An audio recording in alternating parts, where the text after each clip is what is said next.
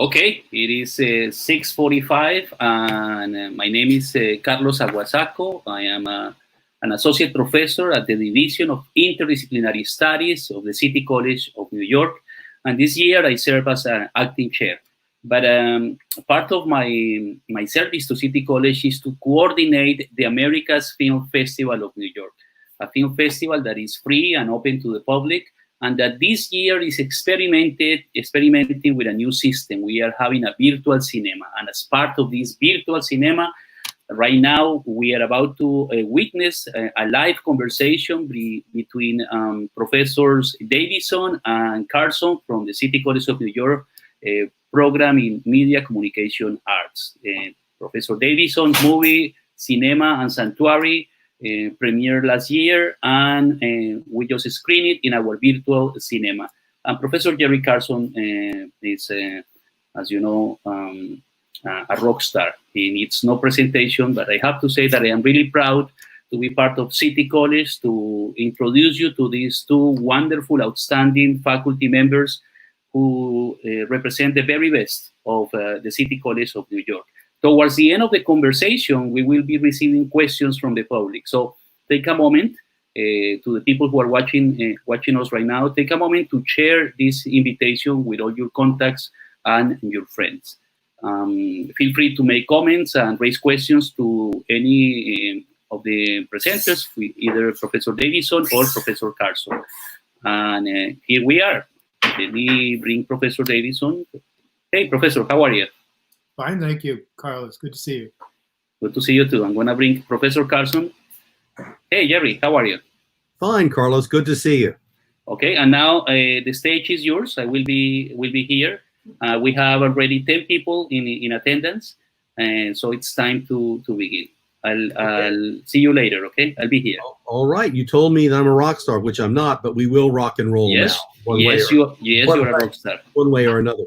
So, Dave, before I launch us into a little bit of a discussion, I just wanted to tell people a little bit more about you. I've had the privilege of, knowing you and working with you for over 25 years. I want everybody to know that you've made well over 20 documentaries, which includes, by the way, 2 prior projects on Hans Richter. We'll get back to that. But among some of your recent films are the wonderful Vince Giordano, There's a Future in the Past, about the great jazz, both leader as well as archivist extraordinary.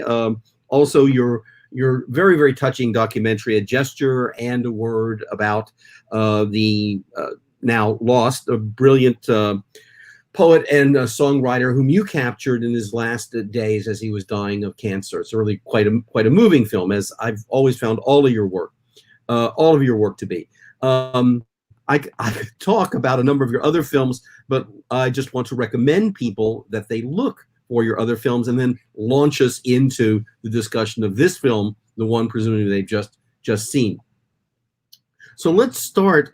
Let's step into the Wayback Machine and say, where do Dave Davidson and Hans Richter first come into contact? If not, physically, but at least when did you first become aware of who Richter was as an artist and a filmmaker? And then what's the path from that to City College for in your journey? Well, my relationship with Hans goes back many years, in fact, well before I came to City College. When I was an undergraduate at the University of Illinois studying film in the 70s, it was really the height of the underground film era. And we watched all kinds of amazing films that were really redefining what cinema was. Lots of incredibly visual, experimental work. And one day I went to class and they showed this reel of black and white film, and I was transfixed. And I said, well, who's that? And they said, well, that's Hans Richter. And I said, where can I get a hold of him? And they said, these were done in the 1920s. So my life changed immediately, and he was a huge influence on my early filmmaking. Fast forward 15 years, and I began teaching at City College, beginning that chapter of my professional career. And I wasn't on campus very long until someone told me, well, there was a film institute here way back when, and Hans Richter, of all people, was the head of it. And of course, I came to New York to go to NYU graduate film school. Everybody knows USC, everybody knows UCLA, et cetera, et cetera. And I said, how could there have been a film school at the City College of New York? How could it have been run by one of my idols? Because in my readings on Richter, I'd never heard him mention it. And what is this gap in the history of film, and what can I do about it?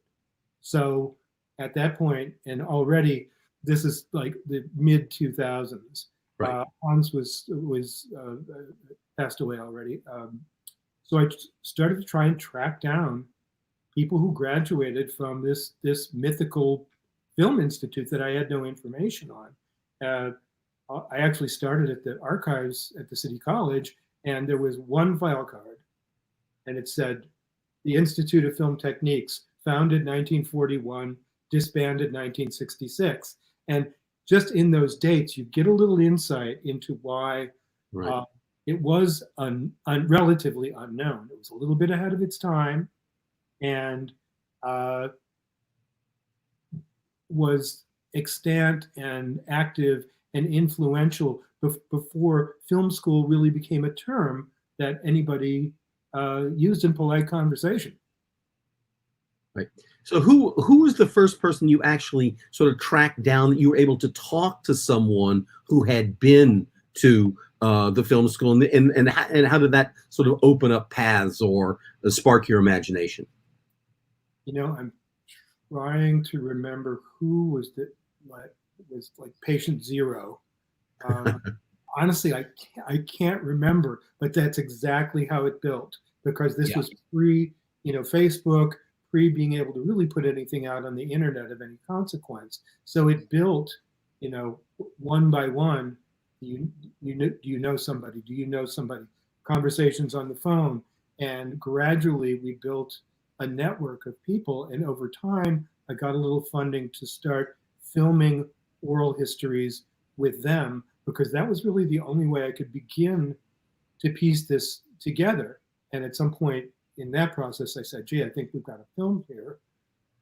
Shortly into that process, I realized that although Hans Richter was an idol to myself and to all kinds of people in a certain part of the film community, right, really the whole arc of his epic career was relatively unknown to the viewing public. So I got sidetracked into doing a full-blown biopic about Hans Richter. So that was an hour film unto itself, and kind of did a world tour around some major retrospectives in museums and archives about Hans Richter and his work.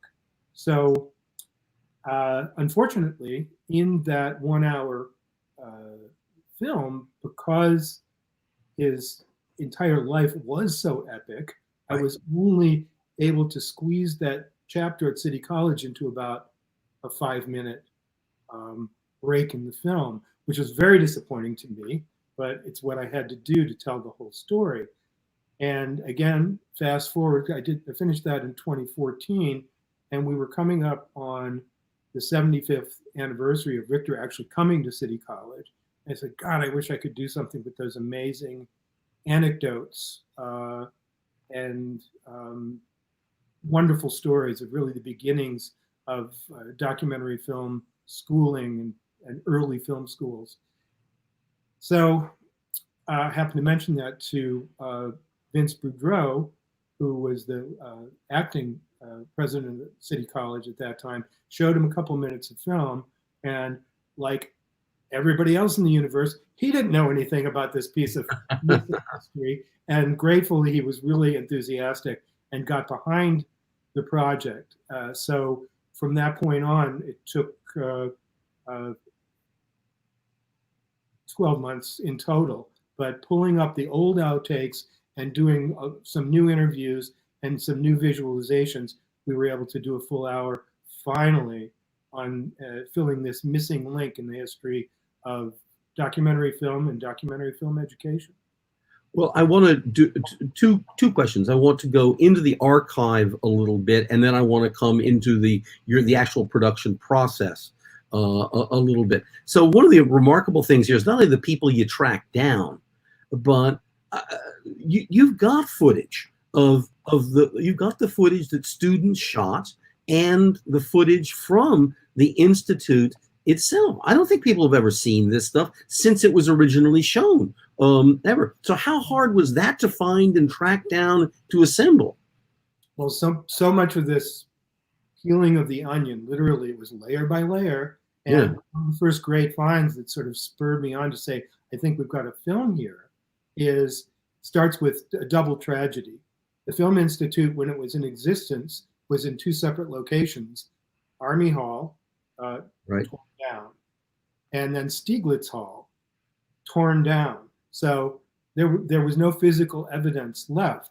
But in a next door building called the Y Building, when they were renovating it several years ago to create a new school of architecture, some enlightened worker unlocked a closet and found a box there. And that box was somehow walked across the alley from Stieglitz Hall before it was knocked over and deposited in this closet.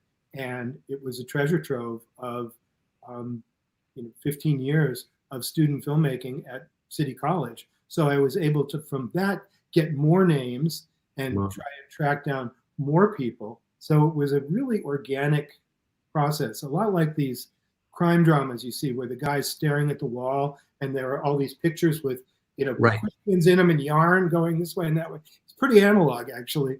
But it eventually led to the story of the Film Institute as I needed it for the biopic, which is called Hans Richter, Everything Turns, Everything Revolves. So I had enough, but my story of the Institute only focused on Richter's years there. So most of the people who I talked to were from those early years. So I knew what Richter had done there, which was transformational. And I think it should be said, everybody knows who saw the film, but if you just dropped into the chat, that Richter actually didn't found the Institute. It was founded by Irving Jacoby, and he amassed this literally all-star cast. They were rock stars in their generation. Much more than I am in my day, sure you would. Exactly. Brand name documentary filmmakers, and the genre was still young, but Robert Flaherty, considered the father of documentary, Leo Hurwitz, Leo Seltzer, Willard Van Dyke, Joris Evans, who was a compatriot of Richter's, and John Grierson, the person who coined the phrase documentary in reference to Nanook of the North, the seminal Flaherty film. This was all an incredible sort of conglomeration of amazing people. But Richter ended up, he was hired by Jacoby and ended up being such a lightning rod for all kinds of aspiring filmmakers to come to this new thing called film school. I mean, it just wasn't in the vocabulary. And so a lot of these people took a leap of faith. Of course, they were kids from the 5 boroughs who, had, quote, professional aspirations that their parents were pushing them mightily towards, but they were all lovers of movies. They all went to the movie palaces on the Grand Concourse in the Bronx. Little did they know when they came in the presence of Hans Richter that they were going to relearn what cinema was from the ground up. Well, let me talk about some of the things that they talk about. I mean, I love the moment in which Manny Kirshheimer can't really describe what Richter's teaching method was, formalized in that way. But he says, but he had to be doing something right. But why is it that I remember everything that he taught me and I don't remember anybody else? So I'd like your comment a little bit about that and the way he managed himself, but also I'm going to charge you with something. I suspect that you were Richterian in the way that you actually made this film, because one of the things the film reveals is his profound sense of the need of collaboration. And even though they idolized him, this is kind of non-hierarchical, that anybody can be part of the team, and I want to bring you along, and I want this to be an open process. And you, if you're here, you're going to learn, but I may not tell you what the lesson is, because you're going to find out. I think it's Bill Perlmutter who does that. He said, he told me it was going to be worthwhile. And then it really turned out to be worthwhile, but not in a way he could describe, beforehand, because the worthwhileness all came out of a kind of unpredictable flow of experience in being a part of it. So talk a little bit about him, and then the degree to how you made the film in that way, because there's a lot of people from City College involved in the making of this film. Well, Richter in his day absolutely was not a schooled professor, but he was a gifted motivator, and I think he was a gifted communicator. So throughout his career, well before he got to the lectern, he was collaborating with some of the great artistic minds of the 20th century, filmic minds like Sergei Eisenstein, to golly, so many names. Marcel Duchamp, Yeah, when he came to the States, Fernand Léger, Man Ray. It just was incredible that he was able to gather people around him and just let's make something happen. Let's do it. And so I think that was his approach to teaching as well. So what happened was he used his films as laboratories for students to learn the craft of filmmaking, and they were involved. So it was learned by doing, and that is certainly more than a viable ethic for teaching film. So when it came time to do this film, it was a crime of opportunity for me, because it did double duty. First of all, I believe in that method of teaching. With few exceptions, I mostly taught workshop style classes at City College. And so when I put the call out, who wants to sign up for a class where you can work in a professional setting, and that film happens to be something that's going to unearth a hidden history of the ground, literally, that you walk on at City College. So I had a great crew of students who signed up, and I told them day one, you're not signing up to get coffee. They Right. all worked in important positions, and it was lovely. I learned from them as they learned from me. And I wish to point out that Hans Richter himself appears in the film in some recreated scenes, and I am very proud to say that is David Rungelli, who does some teaching in our department and is our chief departmental kind of guru for all things administration. And this is not a complaint, but I did at certain moments say, why are you dressed in that suit? And why are you taking a long lunch hour? and it's so he could walk and be Hans, and he's a very good Hans.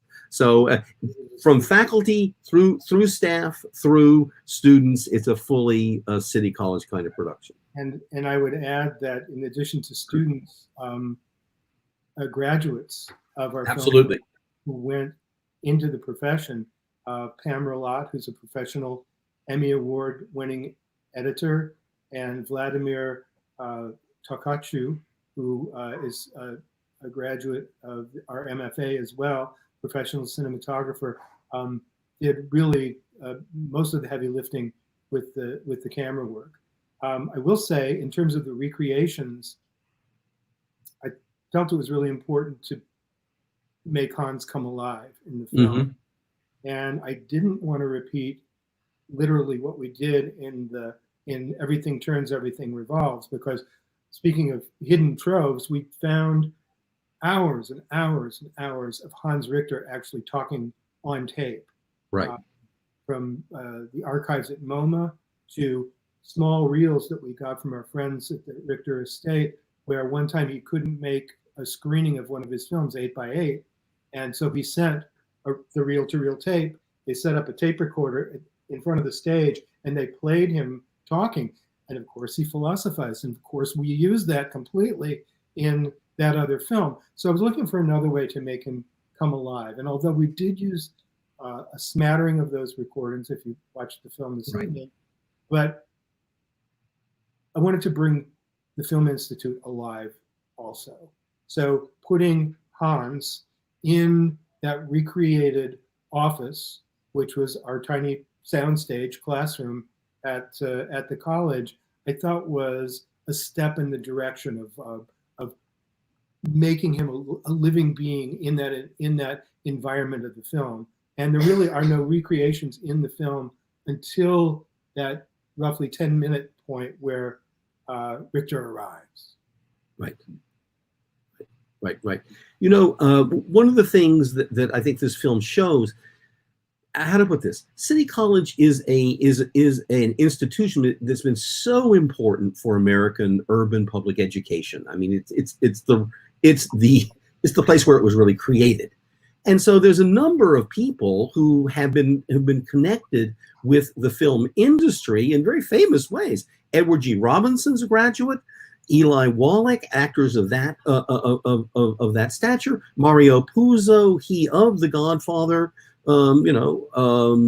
is as a novelist, as distinguished a novelist, is another City College graduate. But the degree to which all of these people who have been producers for ABC News, or who have had the title of executive producer, like Martin Starger for something like Sophie's Choice, or Alan Hyme, who appears and is so articulate in the film, and who's one of the key, creators of modern editing in American film, and which you can see in a film like All That Jazz, for which he quite properly, won the Academy Award. Talk a little bit about the way in which things that you weren't able to say in the film about how Richter has influenced the development of really American cinema as a whole, in a certain way, by the people a lot of the audience doesn't think about. There's cinematographers, independent filmmakers like Shirley Clark, who are experimenting with forms, etc. His influence is immeasurable. It's obviously really deep, but the breadth of it is what I find so astounding, because you kind of laid out the line of people on one end who were mainstream Hollywood Oscar winners like Starger and Alan Hyme. In the center, you've got also an Oscar winner, but documentarians like Larry Silk. But that line, that breadth, goes all the way over to the cutting edge of experimental cinema, where you've got Jonas Mekas and Shirley Clark, people who were not interested in approaching, how should I say it, mainstream, expensive film programs. They wanted to get in there, they wanted to jump in, and they wanted to learn from a master. And all you had to do was take the number 1 train and get off at 137th Street. And by the way, the tuition was free at that time. And you could take a class with Hans Richter or one of these amazing documentarians who were on the scene at that time. And, as is said in the film by Shelley Conrad, it's like these were working filmmakers.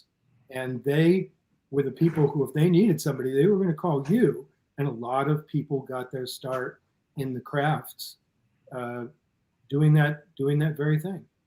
Good. Well, let's segue. We've got a good question that's come in on our chat line. So let me just pose that one to you. Do you think we're living in a similar situation today for teachers and students who are defying the establishment for being politically and socially active? Because obviously there's conflict between institution, society, and what the young filmmakers and Richter wanted to be doing. Right. Well, with Richter and City College, there are these two very sympathetic vectors that are converging. And Richter himself was an serious anti-fascist, Right. whose life was turned upside down by the Nazis. He was literally run out of Germany. Our luck, he eventually lands in New York, but he lands at the City College of New York. And that institution in and of itself has a rich history going back to the 20s of student activism, progressive politics, of students really working with progressive faculty to foment change. And a lot of times that created friction between previous administrations and maybe some of the old school, more mainstream instructors. And I think now City College draws from an enlightened international student population, but also from a really enlightened local population and regional population. A lot of people hungry to tell stories coming up from the 5 boroughs, and all they need is the chance. So here, although sadly City College is no longer free on the scale of tuition for colleges in the United States, it's much closer to free than it is to other tuitions. And I would only add to that at least in our department, you have a faculty of people who are independent filmmakers. They've cut their teeth, doing independent filmmaking about progressive causes, around issues of identity, about things that have fallen between the cracks in the larger social conversation.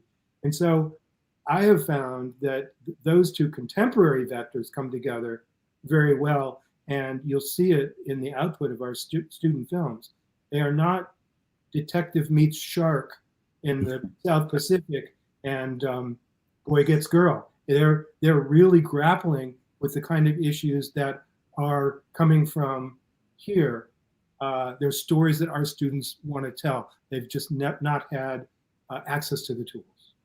I would have to say, just to comment on that one of the things we do with our students is that when they're screening their thesis films, both BFA and MFA, we get external judges.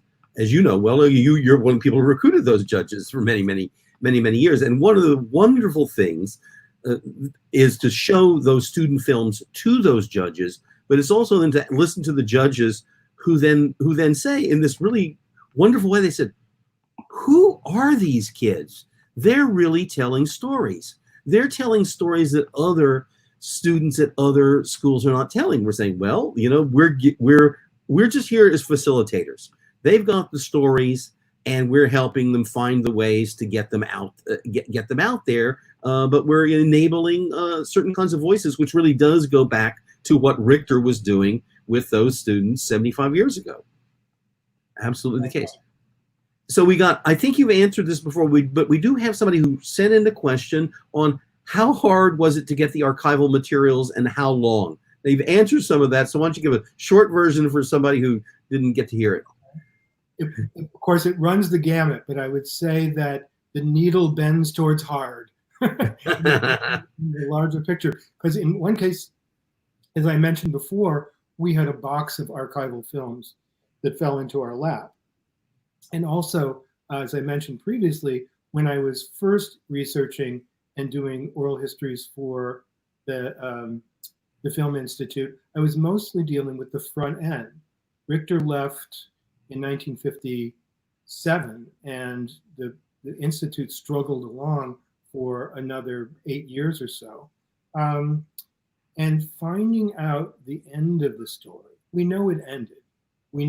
Based on the popularity of film schools these days, it was easy to surmise that it ended prematurely. It should have been the template, the revered, progenitor of all, but it disappeared. And as I say, one file card in the archives. But amongst the talented graduate students that I recruited to help me do this research in trying to find the full story, she went to the archives and found in the file, which was the personal correspondence of President Buell Gallagher, Oh, sort of not the good guy at the end of this right. story.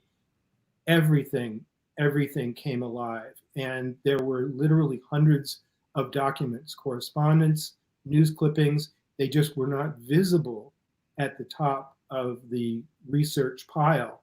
And so thanks to that kind of digging, we were able to find the second half of the story. And I'll talk a little bit more about that in a minute. But in terms of the archival stuff, I was very fortunate in that all things Richter, I'd already researched for the film, for his biopic. And that in and of itself took a couple of years. But a lot of that was already at our fingertips. But it was really material that told the story in a compelling way about the decline of the Institute. That really, on the detective level, is the question the film wants to answer. What happened to this place? Why does nobody know about it? And getting back to the archives and getting back to that stack of correspondence, you see in the film that when the students are rising up against the Institute, there's letter after letter from a student named Richard Anobili, who you see in the film. But I had no idea that Richard Anobili still existed, and that he existed in 1964 and 65. But thank you, Internet, when I saw that correspondence, I Googled Richard J. Anobili and found a very busy post-production coordinator in Toronto by that name. So I emailed him, and indeed, that was our guy. We had a great phone conversation, and mostly because of his narrative, I got the story of the ending, of the demise, and the struggle to try and keep the Film Institute open by enlightened faculty and students who were dedicated because they loved the Institute, but they also had no choice. Right. In 1966, you had all these elite institutions teaching film with extraordinary tuition, and these guys weren't able to go. So, long story, slightly longer. When I talked to Richard, I said, so, tell me more. There was a petition.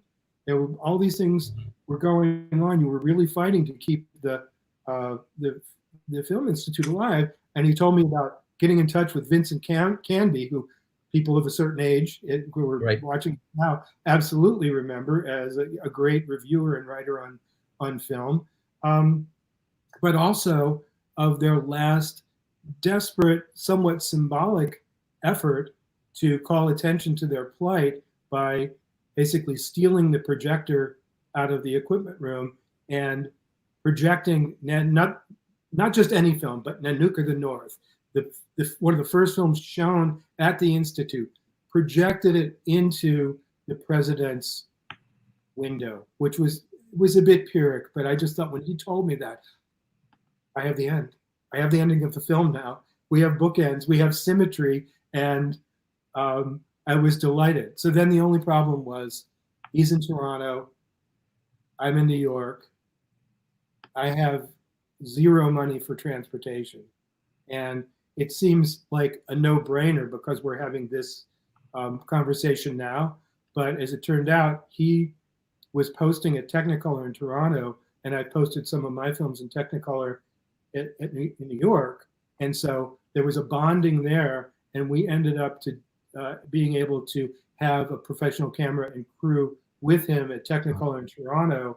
And I did the interview over the phone with my dog barking in the background, but luckily we still were able to salvage the good comments. And so long story short, all of this is this chain of research that starts with nothing, and eventually you get a little clue, you build on that, and in the end we got a really compelling character who was able, as other characters were able to give us a beginning and a middle, was able to infuse life into the ending of the film. Well, anybody who tells stories, writes stories, films stories, or does editing knows that there's always one of the problems is that you yourself get involved in the Sophie's Choice, that there are questions, that there are things that are on the editing room floor, all of that. So we're going to have to wrap this up in just a second, but there's always been this rumor about, was Stanley Kubrick a part of all of this or not? So how did that sort itself out as you were making this film, and can you tell us what you know? Well, among the great urban legends about the Film Institute was that Stanley Kubrick attended, as did Woody Allen. I was able to track down Woody Allen. He stayed for a short time and was not happy. So that's the end of that story. The Kubrick one was a little bit more hazy.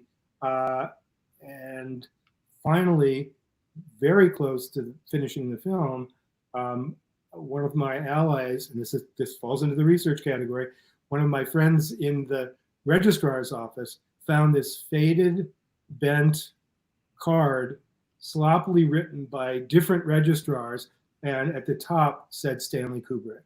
And in the end, it appears that he did not actually take courses at the Film Institute, but I've subsequently found, didn't make it into the film because I found out after, that Stanley Kubrick, his girlfriend, and his second wife all appear in Richter's Dreams That Money Can Buy.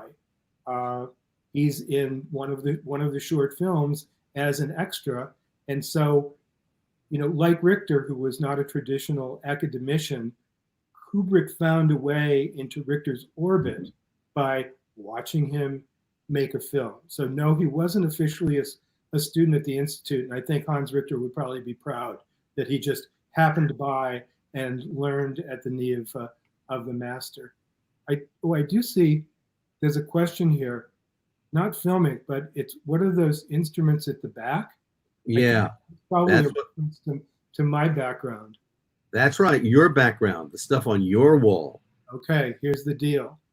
We've all been more or less sheltering in place for months now, and no offense to you, Professor Carlson, but I'm so sick of looking at bookcases in the background of every talking head that I said, you know what, I'll find another location. So what you have back here that's my collection of organ pipes from various organs around the region. And the tall one was salvaged from the Fillmore East, which was a Lowe's Commodore theater back in the day. And of course, with that came a huge pipe organ. And we lived around the corner from the Fillmore East on 2nd Avenue. So on a rainy day when my wife and I both had the flu, but we were much younger, we crawled in a dumpster and saved it, and thus began a whole nother research project and hoarding experience over time. Well, as absolutely, and I would just point out that there's a musical thread that goes through much of your filmmaking, chronicling all the corners, all the threads of American popular music and its relationship to us, and our culture. So I think we're just at about the end of this. So is there anything else that wasn't in the film, or that you want to, any other thing you'd like to say to frame the film for people? Well, I certainly was pleased to be able to fill in this gap in history. And I just think that this kind of remarkable alchemy, in my experience in 35 years at City College, somehow only seems to happen in places like City College, where the possibilities are open, the door is open. You get the magic that happens when the unlikely melding of an erudite, upper crust, radical German artist and filmmaker goes into the same little box with a bunch of, as Al Fairing says in the room, a classroom full of 18-year-old little kids from the Bronx. What can happen? Yeah. Well, magic happens. And I think in this day and age, we need to keep our eyes open for those magical moments. And I've been honored to be a part of City College. But as we slowly and safely emerge from months of contemplation with many of us with our cameras in our hands, poised to go out and start telling stories anew, that we keep all of that openness and receptivity in mind. Well, it's a City College kind of situation in its own way, because as you chronicle in the film, little equipment, little, many challenges in those circumstances, but enormous creativity in how to make good films, how to get out there and shoot in the subway and make a city symphony, etc. And this moment that we're in right now presents exactly those kinds of challenges. What can you do with a phone camera? What can you do in your apartment, your house? What can you do in your backyard? There's filmmaking possibilities in all of those things, and we're the kinds of people who are trying to encourage people to tell their own stories through exactly the means available, because there's great stuff can come out of the means available. I agree. I think historically City College students have been activists by nature, and they needed the tools of that storytelling. So God knows we need them now more than ever, and they're going to do great things. Okay, I think that's just a great place to stop. Thanks again. Always a pleasure to chat with you, my good friend. And thank you for making this film. It's a very important thing for the history of American cinema itself. Okay. It's a pleasure for me, and thanks to all you guys out there. Okay, thank you for joining us. I hope you continue to watch the other great films in. Bye-bye for now.